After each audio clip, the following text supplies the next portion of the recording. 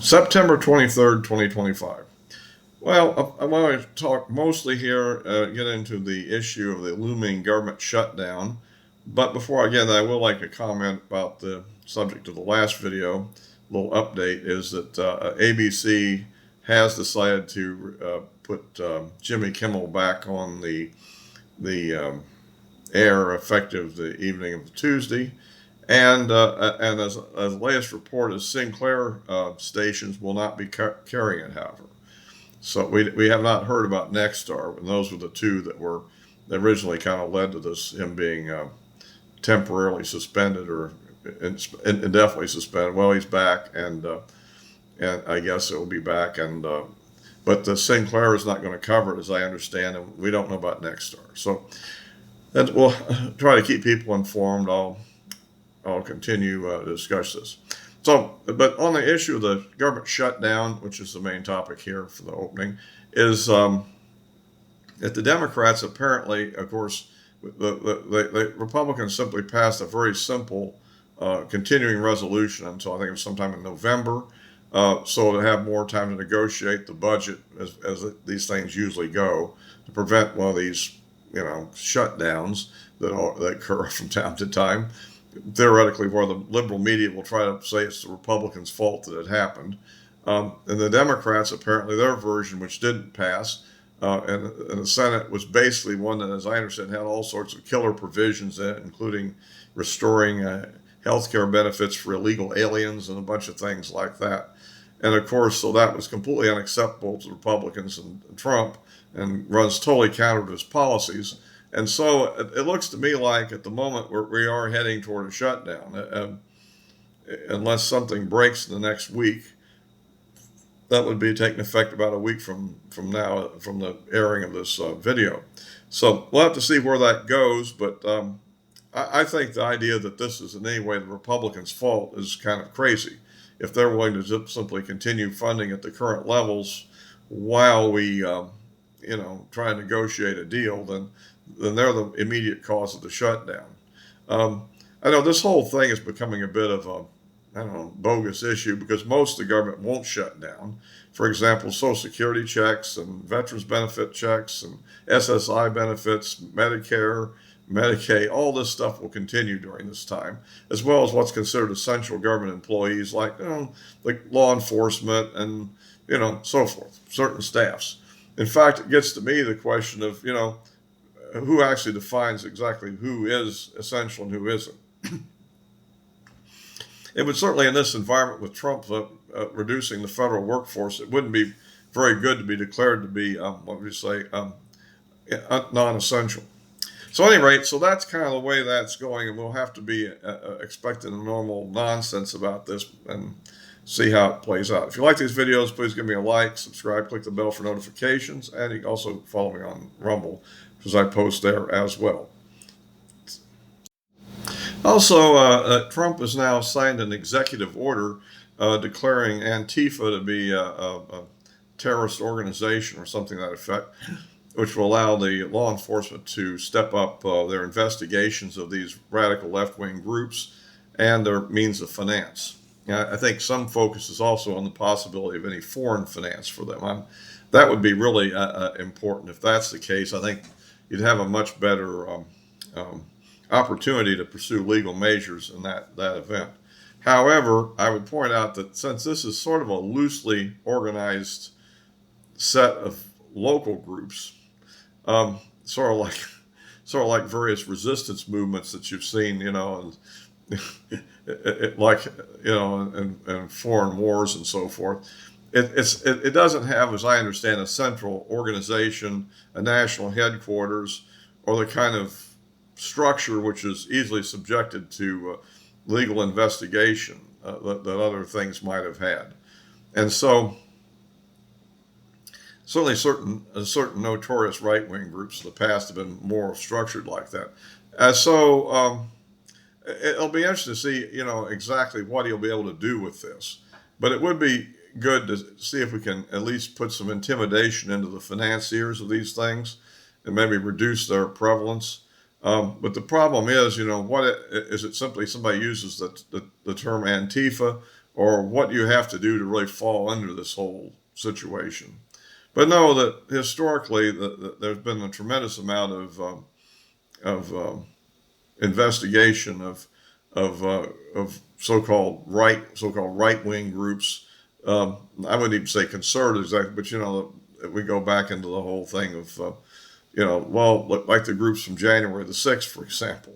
Those kind of groups have long been investigated and infiltrated by the FBI, which is why there's a lot of conspiracy theories about why that whole event turned into the thing it turned into. And so we'll see how he's able to do with that. But at any rate, he's moving that direction. I don't think it has anything. I mean, there's no real relationship to any organized left-wing group as such than the Charlie Kirk murder. I think in that case, however, left-wing propaganda in the media could have had a big factor on it. But I don't think it's like direct contact with an organized group and involvement with them. If you're talking about simply chat rooms online, that's a different kind of thing. But I mean, conversation and organization is a different, structure. So we'll see what happens there. The other thing is kind of brewing out here. I understand that the Russians have made some comments on arms control, and they've offered to continue, I guess, what's the START arms control agreement for another year. It's sort of expired, I think, but we've been continuing on kind of a good-natured basis. For the Russians, I mean, they're so tied down in the Ukraine war, they probably can't afford to go beyond the limits very much at the moment. And on the U.S. side, well, the programs we have are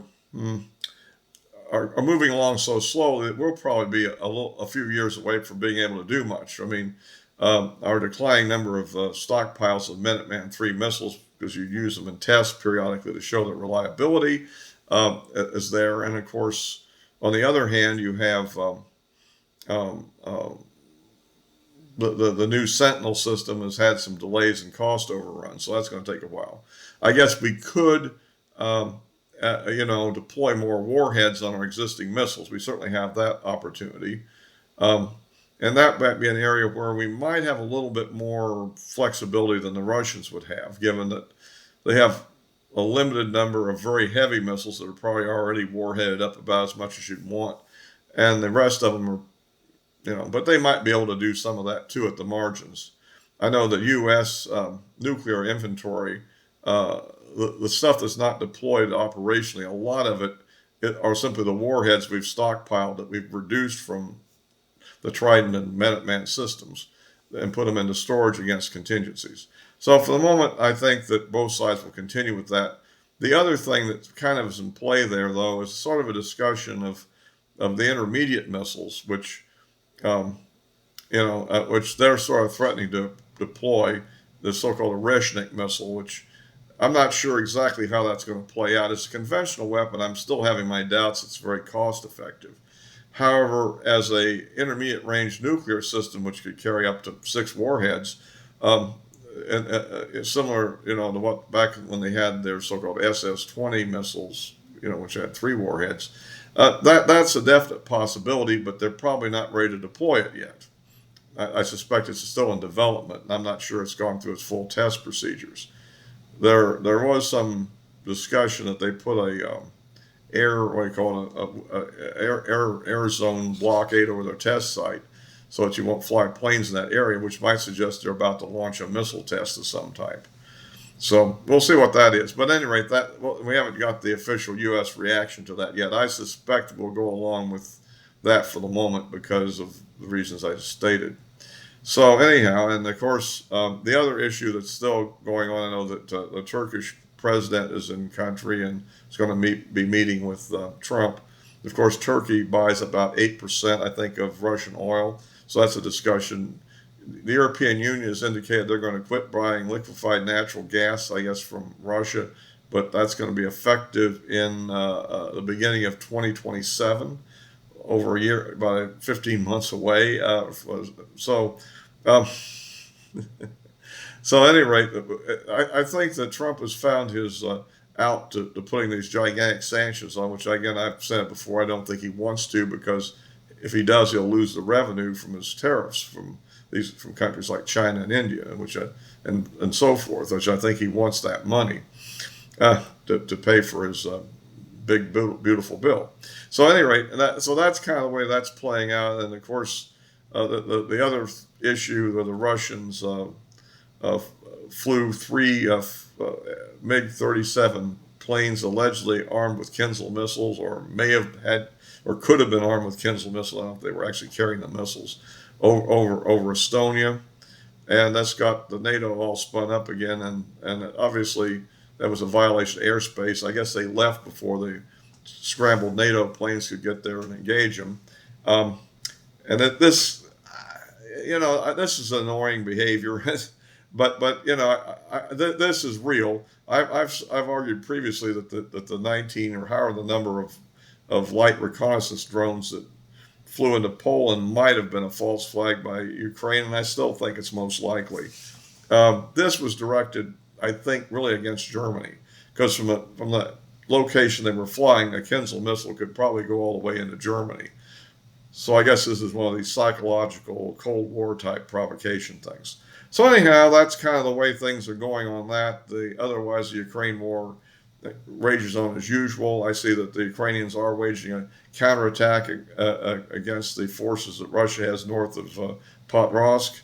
And meanwhile, Russia is trying to invade southern Potrovsk with ground troops. So, and other places, the Russians are going ahead pretty routinely.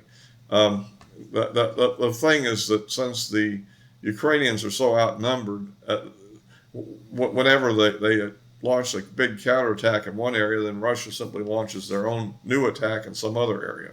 So it goes in the conflict. So I'll be wrapping this up for now and be posting this on YouTube and Rumble as always, and the address of my social media accounts are in the description below. All for now.